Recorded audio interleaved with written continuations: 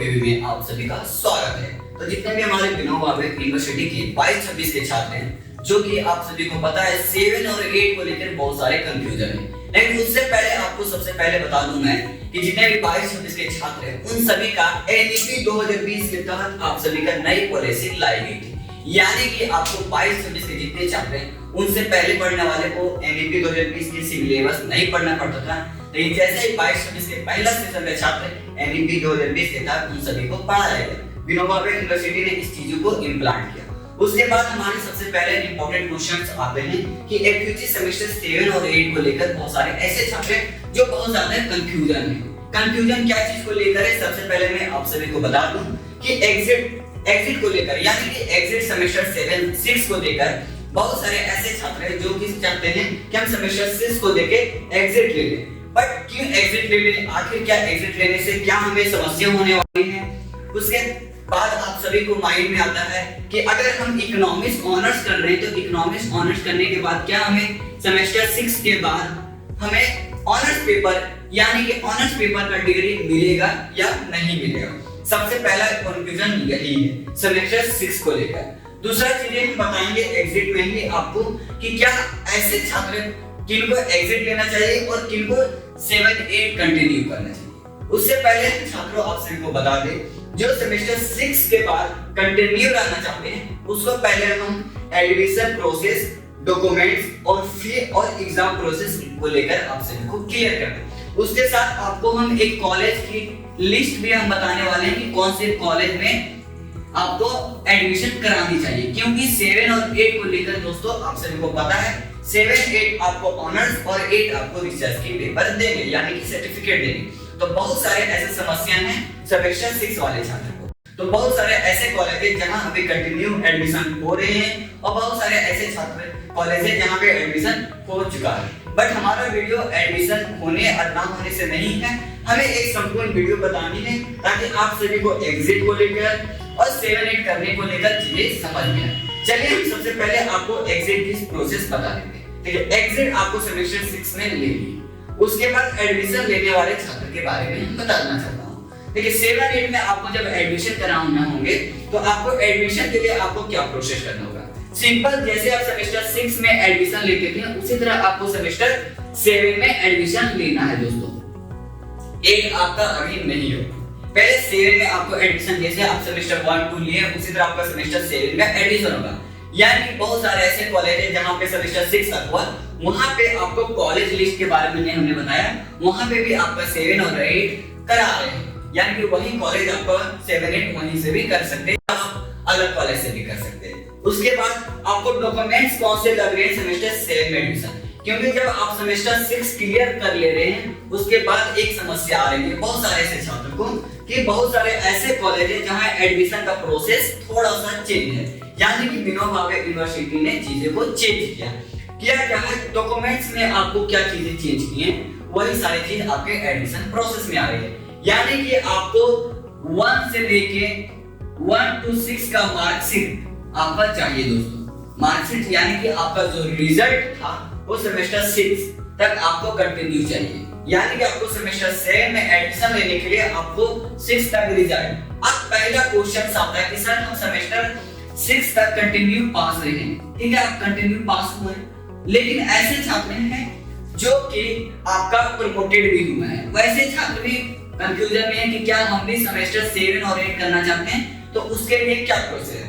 तो same process है, कोई अलग सा प्रोसेस नहीं है एडमिशन में। आपको प्रोमोटेड में करना क्या होगा कि जो आप मार्कशीट 1 से 6 तक देंगे तो आप जो भी सेमेस्टर में प्रोमोट हुए हैं उन सभी प्रोमोटेड रिजल्ट को भी साथ में चाहिए दोस्तों। यानी कि अगर आप 1 से 6 तक कोई भी सब्जेक्ट में या कोई भी सेमेस्टर में आप प्रोमोटेड हुए थे तो उन प्रोमोटेड रिजल्ट को भी एडमिशन प्रोसेस में चाहिए। यानी कि पास प्लस प्रोमोटेड, और जो पास है उनको तो रिजल्ट से पास वाले लगेंगे, साथ में एक और कॉलेज अपना चीजें डॉक्यूमेंट्स में मांग रहे हैं यानी कि एडमिट कार्ड को लेकर। एडमिट कार्ड भी आपको दोस्तों मत लग रहे हैं, जो भी कॉलेज है वहां पे 1 से 6 तक का एडमिट कार्ड और प्रोमोटेड रिजल्ट दोनों चीजें मांग रही है। और बात रही फी को लेकर, डॉक्यूमेंट में आपको बस इतना ही मांगने वाला है और एक्स्ट्रा कुछ नहीं मांगेगा।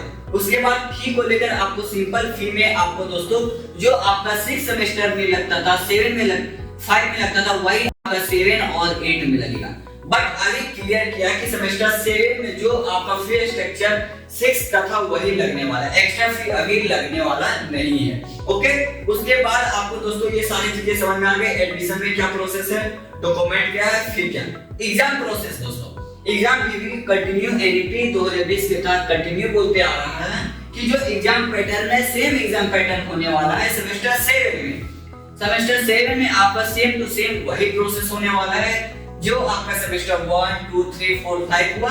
बट अब हम आते हैं कंफ्यूजन सेमेस्टर 8 को लेकर, क्योंकि सेमेस्टर 8 में आपको रिसर्च पेपर का डिग्री देगा, यानी कि कहीं ना कहीं आप इकोनॉमिक्स ऑनर्स कर रहे हैं तो इकोनॉमिक्स ऑनर्स का रिसर्च पेपर यानी कि डॉक्टरेट का पेपर दे रहा है। तो दोस्तों सिंपल आपको इसमें कुछ करना नहीं है, आपको भी एग्जाम प्रोसेस 7 का सेम रहेगा जैसे 5 6 का था, लेकिन 8 का आपका बहुत सारे ऐसे कॉलेज है वहां पे नए नियम के अनुसार आपको प्रोसेस यानी कि आपका रिसर्च पेपर जिस तरह से कराया जाता है, प्रैक्टिकल हो गया, थियोरेटिकल हो गया या एग्जामिनेशन हो गया, बहुत सारे ऐसे प्रोसेस को लेकर उस सेमेस्टर 8 को कंप्लीट करने वाले, तब जाके आपको रिसर्च का पेपर देंगे। अगर आप 7 8 साथ में करते हैं दोस्तों तो भी फायदा है, आपको ऑनर्स के साथ रिसर्च पेपर मिलेगा या आप 7 8 करके एग्जिट ले सकते हैं। ये भी चीजें एनालाइज किया गया है कि आप 7 करके भी एग्जिट ले सकते हैं, यानी कि ऑनर्स पेपर का डिग्री लीजिए और निकल जाइए। और अगर आप 8 करना चाहते हैं तो आप 8 कीजिएगा तो रिसर्च पेपर का चीजें आपको डॉक्यूमेंट्स के साथ सर्टिफिकेट आपको रिसर्च का मिल जाएगा। अब रही बात कि ऐसे एग्जिट जो ले रहे हैं सेमेस्टर 6 को, तो कौन से ऐसे छात्र जिसको एग्जिट लेना चाहिए और कौन से ऐसे छात्र जिसको एग्जिट नहीं लेना चाहिए। तो छोटा सा इंफॉर्मेशन दोस्तों आप ध्यान से सुन ले ताकि आपको एग्जिट को लेकर समस्या संपूर्ण खत्म हो जाए। देखिए मैं सबसे पहले सिंपल बता देता हूँ, अगर आपके पास टाइम है, आप सरकारी नौकरी का तैयारी कर रहे हैं और आपके पास बहुत टाइम है, तो दोस्तों आराम से आप 7 8 कंटिन्यू कर सकते हैं, क्योंकि अभी आप सरकारी गवर्नमेंट को भी जॉब नहीं निकाल रहे हैं तो आराम से आपके पास 1 साल के समय कंटिन्यू रहेगी, तो आप 7 8 कर सकते हैं, आपके लिए कहीं ना कहीं बेनिफिट होगा।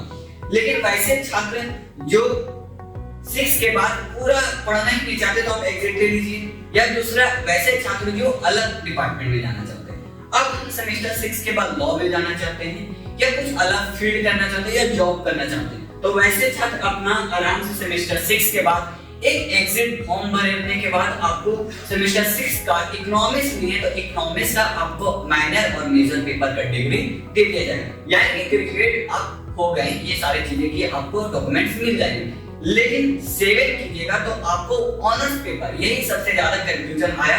हमने पर्सनली सारे प्रिंसिपल से बात की कॉलेज के, तो वहां पे बताएं कि 7 अगर आप करते हैं तो ऑनर्स पेपर, लेकिन आप 6 करते हैं तो आपको मेजर और माइनर का ग्रेजुएट पेपर सिर्फ मिल रहा है, यानी कि आप सिर्फ पास हुए हैं, ग्रेजुएट पास हुए, ऑनर्स में अभी भी आप फंसे हुए। तो 7 कर लेते तो आप ऑनर्स में आपकी सर्टिफिकेट आएगी, 8 करेंगे तो रिसर्च के भी पेपर आएंगे। तो हमने बहुत एनालाइज करने के बाद आप उसको सिंपल बोले, जिनके पास टाइम है 7 8 कर ले, क्योंकि आपको ऑनर्स प्लस रिसर्च पेपर की डिग्री मिल जाएगी। वैसे छात्र जो जॉब करना चाहते हैं या आप दूसरे डिपार्टमेंट में जाना चाहते हैं तो वैसे छात्र आराम से एग्जिट फॉर्म भर के आप अलग हो जाए, क्योंकि आपको ना ही आपको 7 8 की जरूरत पड़ने वाली है, या आप 6 के बाद दूसरे डिपार्टमेंट में ही चले जा रहे हैं तो आपको 7 8 करने से कोई फायदा नहीं है दोस्तों।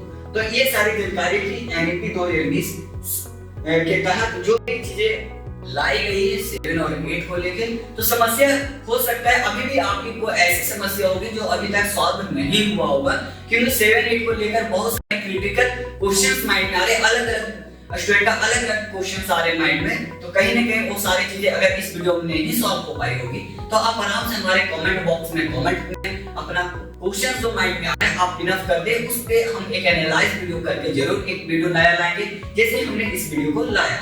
बाकी आप ग्रेजुएशन की कोई भी ऐसे क्लासेस करना चाहते हैं विनोबा भावे यूनिवर्सिटी के अंतर्गत तो आप आराम से हमारे चैनल इकोनॉमिक्स फॉर बीबी को फॉलो कर सकते हैं।